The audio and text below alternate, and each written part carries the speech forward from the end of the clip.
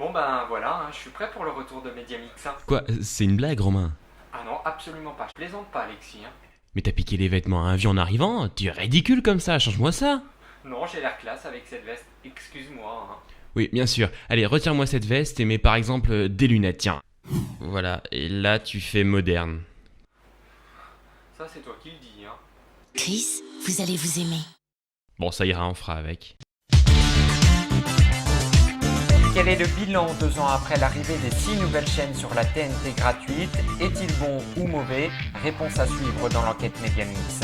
Le groupe TF1 se lance à son tour dans le concept Media for Equity. Mais qu'est-ce que c'est? Élément de réponse dans un instant.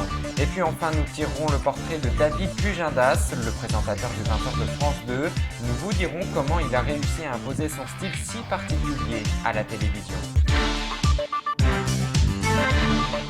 Hello mes amis, bienvenue dans Mediamix numéro 282. Restez couchés ou assis dans votre lit ou votre canapé, nous allons vous priver de liberté pendant quelques minutes. Le 6 décembre 2012, la famille TNT s'agrandissait en accueillant pour le plus grand plaisir ou pas des téléspectateurs 6 nouvelles chaînes. 2 ans après, quel est son bilan? Est-il bon ou mauvais? Julien Gall nous en donne la réponse dans notre enquête, regardez. Décembre 2012, une grande partie des foyers français captent 6 nouvelles chaînes sur la TNT. Tout d'abord, on vous les présente rapidement. HD1, filiale du groupe TF1, la chaîne propose entre autres des anciens programmes de TF1 qui ne sont plus diffusés, notamment des séries, avec parfois la série Dr House diffusée entre 22h le soir jusqu'à 6h du matin le lendemain matin. L'équipe 21, chaîne sportive du groupe L'équipe, du journal L'équipe. Sister, du groupe M6, la chaîne généraliste proposant un contenu orienté sur la famille. RMC Découverte, la chaîne d'aventure du groupe Next Radio TV où vous pouvez retrouver la matinale radio de Jean-Jacques Bourdin, filmée chaque matin. Numéro 23, la télédiversité, positive, moderne, s'intéressant à la société, à ses différences culturelles et sociales. Et enfin Chérie 25, la chaîne qui a tout pour elle, sauf les audiences en hausse. Alors quel impact ces chaînes ont-elles eu sur les chaînes dites historiques ou traditionnelles? Eh bien pour le moment, aucun impact. Pour que ces chaînes puissent avoir un impact réel sur les chaînes historiques, il faudrait que celles-ci élargissent leurs audiences ou proposent des programmes innovants pour que les chaînes comme TF1 ou M6 reprennent le concept sur leur pôle télévisuel principal.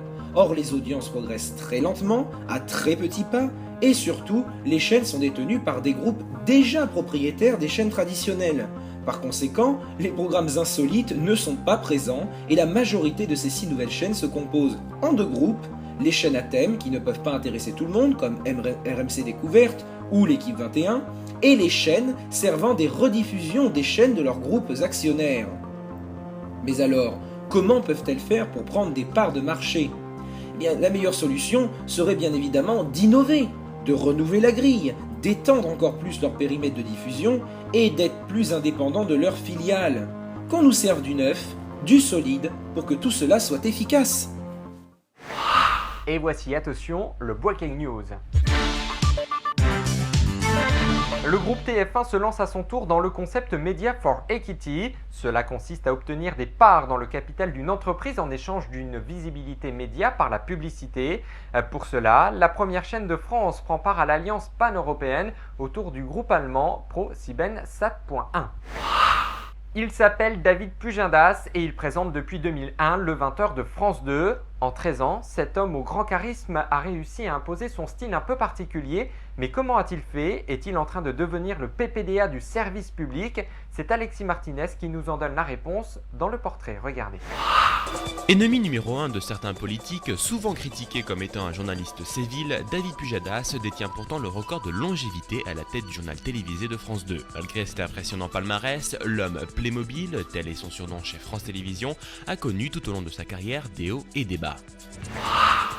David Pujadas prendra de la hauteur à la sortie de ses études. En 1989, il remporte un concours de reporter organisé par TF1 et intègre le service étranger de la chaîne. Sa rigueur dans la profession est remarquée par Charles Villeneuve qui décide de l'intégrer dans l'équipe de son émission Le Droit de Savoir, le magazine d'investigation de la première chaîne de France. Son ascension ne s'arrête pas là. En 1994, à la création de LCI, il est promu à la présentation des journaux.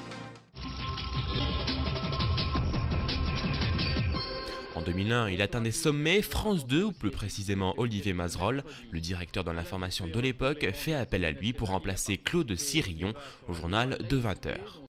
Bonjour à tous, ce flash spécial pour vous annoncer ces très spectaculaires explosions. Ce serait un attentat. 8 jours après sa nomination, les premiers couacs arrivent. Le 11 septembre 2001, alors que le monde regarde le désastre des attentats, Pujadas est filmé par une équipe de Canal+, en train de regarder ce malheureux événement. C'est là qu'il lance son fameux « Ouah, génial ». L'exclamation du journaliste fait scandale, le contraignant à des excuses. Bonsoir à tous, merci de votre attention. Voici les titres de l'actualité de ce mercredi. Un second accro se produit en février 2003. Il annonce qu'Alain Juppé se retire de la vie politique, alors qu'au même moment, l'ancien Premier ministre annonce exactement le contraire dans une interview sur TF1. Une énorme bourde qui le prive d'antenne pendant 15 jours. Bonsoir. Imaginez un commerce. Avant de revoir Déo, en 2008, l'homme connaît un nouveau coup dur. Son émission Les Infiltrés est vivement critiquée. Le procédé de caméra cachée utilisé presque exclusivement pour ce magazine n'est pas apprécié. Il faut attendre 2012 pour que sa popularité retrouve des couleurs. Il profite pour cela des mauvaises audiences du journal de 20h de TF1 et de Laurence Ferrari. Alors qu'il présente le 20h de France 2 depuis maintenant 13 ans, David Pujadas rêve encore. Il se verrait bien animer une grande émission de débat autour de l'économie. Pour lui, la retraite n'est pas pour tout de suite. Mediamix, c'est fini pour aujourd'hui. On vous redonne votre liberté, mais on vous la reprendra dans 15 jours. A plus.